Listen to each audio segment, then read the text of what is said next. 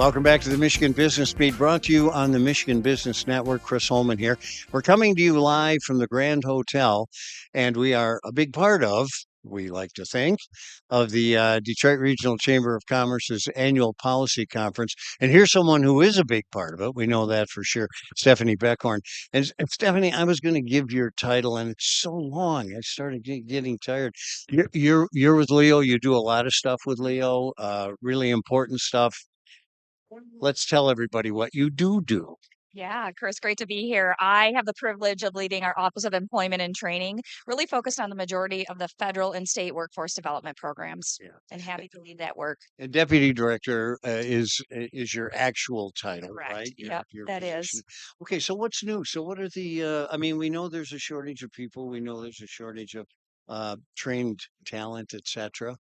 And yet we're still like number 2 or 3 in unemployment. I don't get it. How does that work? Yeah, so we've got, there are some great investments happening in the state, and really we are working on that workforce system to make sure that no one is unaware of the opportunities that exist in our state and how they go about having their barriers removed, getting access to the training so that they can get and keep a quality job. So we are really focused on that to make sure that we're supporting employers and their needs for a talented workforce.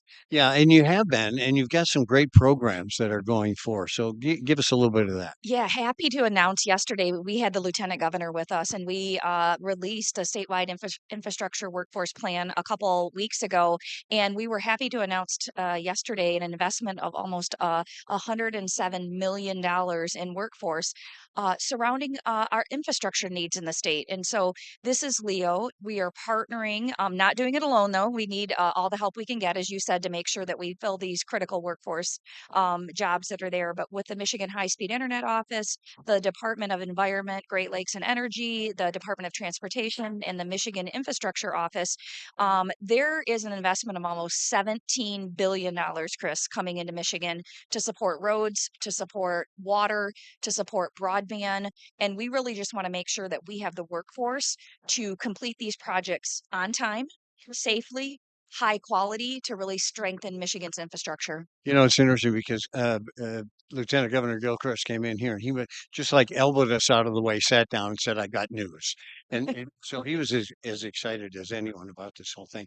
So how does this get implemented? The money is there. How does it get spread? Where does it go? Yeah, so what's going to happen here is that funding coming in from the federal government for infrastructure projects, where there's a workforce development component, those dollars are going to come to Leo to help support registered apprenticeship, to remove barriers, to really focus on that pipeline, that K through 12 career pathways. We need to make sure the youth in our state understand that there are good quality jobs here and help them on that pathway to get them. So the dollars are coming in. Eagle has about $12 million in solar for all and some contractor energy work. So the workforce component, we are working with the employers that are putting up solar panels, that are working to get the infrastructure up to speed, understanding the needs that they have, the training, the credentials. So then we work with our Michigan Works partners. We work with our adult education providers. We're really supporting the industry themselves to have that talent for workforce. And we repeat that process with the Department of Transportation, with the Michigan High Speed Internet Office, which has BEAD dollars, so that broadband and equity component, getting and making every household in Michigan have access. We need people to clear the land, put up the towers. And Chris, it's not done when the infrastructure project's not done. That's just the beginning, because we need people to maintain the broadband, to maintain the solar panels, to maintain the roads and water. So it is one-time investment that I see as a lifetime of pipeline to build that workforce skills up for Michigan. Well, it's pretty amazing when you talk about broadband. You're bringing small businesses in rural communities back into really prosperity. Yes, absolutely. To for the small businesses, it has that component to change lives. It brings in healthcare access. Yeah. So you can get, teleservices, and it's really transformational. And you can have youth and adults accessing educational and training opportunities because they have access, reliable, quality access to broadband, high speed internet. And so it really is a game changer in all parts of our state. Well, you folks at Leo have done a lot for that workforce development, et cetera. And I know you work in conjunction with the Michigan Works Association and all those members as well. I guess I would say, is there a measurable here? I mean, Yep, great question. We want to train at least 5,000 individuals between now and January 1st of 2030. And so, because we know the need is greater than that, but with these investments, these workforce dollars, we want to train individuals in apprenticeship programs, in work-based training. And so you're right, our Michigan work system, our labor partners, they are really critical to help us train the workers to get these infrastructure projects, like I said, done on time, high quality.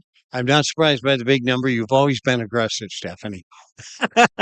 We have work to do and we don't want to, rest. We want to keep going. Good for you, Stephanie Beckhorn. And now I'll give you the face. She's the Deputy Director, Employment and Training at Leo, Michigan's Department of Labor and Economic Opportunity. It's always good to see you, Steph. Thank you. Same, Chris. Keep up the good work. You're watching the Michigan Business Beat on the Michigan Business Network. I'm Chris Holman. We'll be right back for about 2 minutes here. We're going to take a quick break, and we will be back to the Grand Hotel for the economic policy meeting right up here put on by the Detroit Regional Chamber of Commerce.